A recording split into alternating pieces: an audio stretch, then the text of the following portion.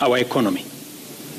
My administration has worked hard and consistently so that today the prices of essential commodities like unga have dropped from 240 shillings for a 2-kilogram packet to Kenya shillings 100, majorly attributed to our fertilizer subsidy program, the resilience of our farmers, and good rains that were given to us by God. During the period, we reduced the price of fertilizer also from 7,500 to 2,500. Petrol prices have come down from a high of 217 to now 187 a litre. The shilling has strengthened against the dollar from a high of 165 to now 120, back from the brink of debt distress. Our debt situation is better managed, and our budget now has space for investment and in programs aimed at easing the hardship on vulnerable people and creating opportunities for our young people. Our GDP grew by 5.6% last year, ranking Kenya among the 27 fastest growing economies in the world. Our inflation figures have fallen from a high of 9 and 8 in May last year to 5% in April this year. It is instructive for the nation to know that for every 100 shillings we collect as taxes, we spend 61 shillings in debt service. We have paid Kenya's Eurobond debt that was borrowed in 2014 of $2 billion that has been hanging around our neck. We paid the last installment of $500 million last week. Today, Kenya's debt burden is much less, more sustainable, and we are on course to redeem our country from the discomfort of debt and assert our sovereignty. Early this year, Treasury had proposed a budget of 4.18 trillion. I did direct that it be reduced by 200 billion to come down to 3.99 trillion. The Finance Bill 2024, generated to actualize this budget, underwent public participation, which resulted to concessions by which we agreed to drop proposals on VAT on bread, motor vehicle circulation tax, VAT on locally manufactured diapers and sanitary pads, as well as excise duty on money transfer services, among others. The additional tax measures we had proposed in this year's finance bill were to raise money in the tune of 346 billion. When the concessions were made, subsequent to public participation that was undertaken by Parliament, that came down to 200 billion. I had made this proposal taking into account our situation and the priorities that are there. I want to thank the members of Parliament seated behind me and those who voted yes for identifying the priority areas of our nation. Because when I made the proposals to Parliament with my cabinet, we had certain critical priorities for the nation. Number one is our agriculture. We did make recommendation, and part of the money we were going to raise from the finance bill was 10 billion shillings that will go to fertilizer subsidy, 18 billion shillings that would go to making sure that junior secondary school teachers, 46,000 of them would be confirmed on permanent and pensionable basis. We are very clear in our minds that education being the greatest equalizer, no child in Kenya should go to a school where there is no teacher or where there are no adequate teachers. It is because of that reason that in this finance bill also, we had committed to hire an extra 20,000 teachers. We also had envisioned, because of the program of last mile connectivity to homes, especially in rural areas, we had committed 14.5 billion shillings, 50 million for every constituency for the last mile connectivity. Because we realize that there are many people who today cannot go to hospital because they cannot afford, because they have no health insurance. We had committed 6 billion shillings to operationalize our universal health coverage plan that would make it possible for every citizen to have a health insurance, those who cannot afford to be paid for by the government of Kenya, and to also operationalize the chronic illness fund that would make it possible for those who suffer from cancer, diabetes, hypertension, to be able to go to hospital, be treated, and go home without being asked for any money. We also had planned to put in money for our coffee farmers to retire the heavy debts that are bedeviling our coffee farmers. We also had allocated money for our sugarcane farmers to make sure that our sugarcane farmers get out of the debts that they're in. We had also committed to our milk farmers 2 billion shillings to make sure that every farmer is paid a minimum of 50 shillings per litre, to make sure that these farmers, very hard-working citizens of our nation, get a fair return for their hard work and for feeding our nation.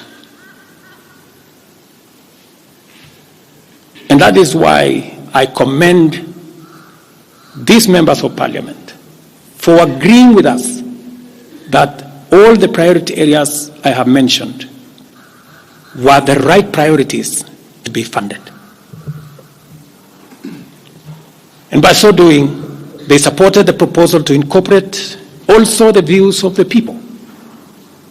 These members of parliament came back to us after they went to listen to the people of Kenya. And they came back and reduced the budget on their own by 146 billion shillings. Notwithstanding all these concessions, it has become evident that members of the public still insist on the need for us to make more concessions. And because I run a government, but I also lead people, and the people have spoken. I am grateful to all the members of the National Assembly who voted yesterday affirmatively for the Finance Bill 2024 as amended on the floor of the House to incorporate the views generated through public participation.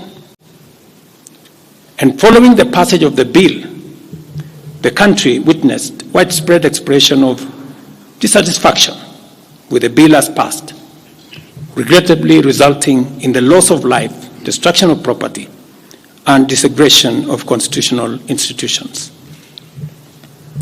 On my own behalf, and on behalf of these members and many other Kenyans, I send my condolences to the families of those who lost their loved ones in this very unfortunate manner. Consequently, having reflected on the continuing conversation around the content of the Finance Bill 2024, and listening keenly to the people of Kenya who have said loudly that they want nothing to do with this Finance Bill 2024, I concede, and therefore I will not sign the 2024 Finance Bill, and it shall subsequently be withdrawn, and I have agreed with these members that that becomes our collective position.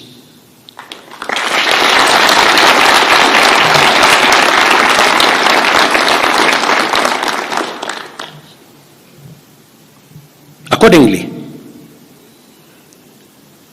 there is need for us as a nation to pick up from here and go into the future. And I am therefore proposing that because we have gotten rid of the Finance Bill 2024, it is necessary for us to have a conversation as a nation going forward. How do we manage the affairs of the country together? How do we manage our debt situation together? How do we work on the budget with the deficits that now exist together? And as I committed last Sunday, I will be proposing an engagement with the young people of our nation, our sons and daughters, for us to listen to them. As I said on Sunday, listen to their views, listen to their proposals, their ideas, their concerns, and what they think we should do better as we go forward. I am also recommending a multi-sectoral, bipartisan, multi-stakeholder engagement from civil society, religious organizations, professional bodies, for us as a nation to speak to the future of our country, again, together. And this will be on matters that are contained in the bill and matters that the people of Kenya have canvassed in the conversation that has been going on.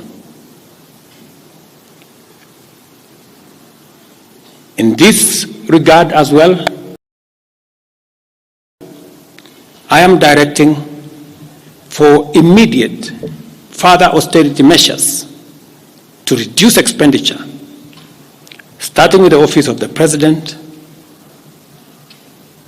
the entire presidency, and extending to the entire executive arm of government. Operational expenditure in the presidency be reduced to remove allocations for the confidential fort, reduce travel, hospitality, purchase of motor vehicles, renovations, and other expenditures. This will cover the entire presidency and also the executive arm of government.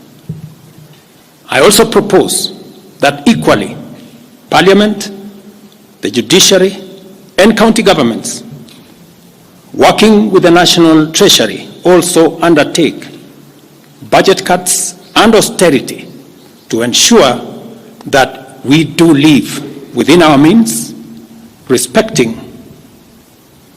the very loud message that is coming from the people of Kenya.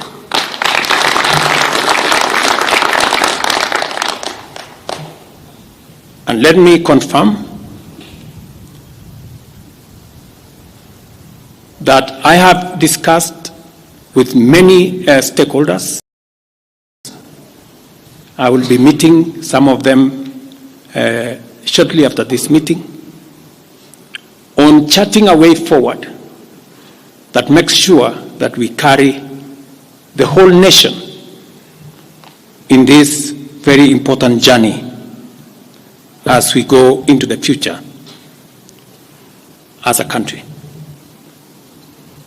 Let me also confirm that as we deal with austerity, the loud message on dealing firmly, decisively, and expeditiously with corruption is a matter that we have discussed and we have agreed that it will take the front burner as we go into the future. We will continue to do this and carry out this very important conversation. And I want to remind us that we should proceed within the foundational principles upon which our nation is founded, namely constitutionalism, adherence to the rule of law, and respect for constitutional institutions. We must continue to operate within the parameters of the law. I thank you.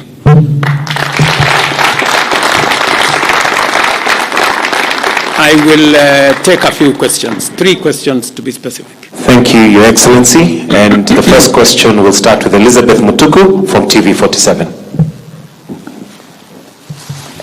Good evening. My question is on young leaders from the Gen Z generation who were abducted yesterday and the day before yesterday. What happens to that? Second, there were young people who were killed during the demonstrations. What do you speak of that as the head of state? Thirdly, how do we move forward on the budget cuts, especially now that you've said that we're going to have austerity measures, yes, but how then do we secure development? Thank you very much. Please. No, it's okay. So I have said young people, 6 to be exact, 6 people yesterday lost their lives. Very unfortunately, they shouldn't have lost their lives. And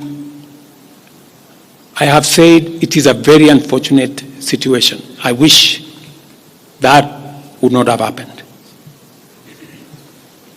And there is a framework that will make sure that those 6 Kenyans who died yesterday will be accounted for. Number 2, I did promise the country that there will be no extrajudicial killings going forward. And ever since I came into office, there is not one incident of extrajudicial killing.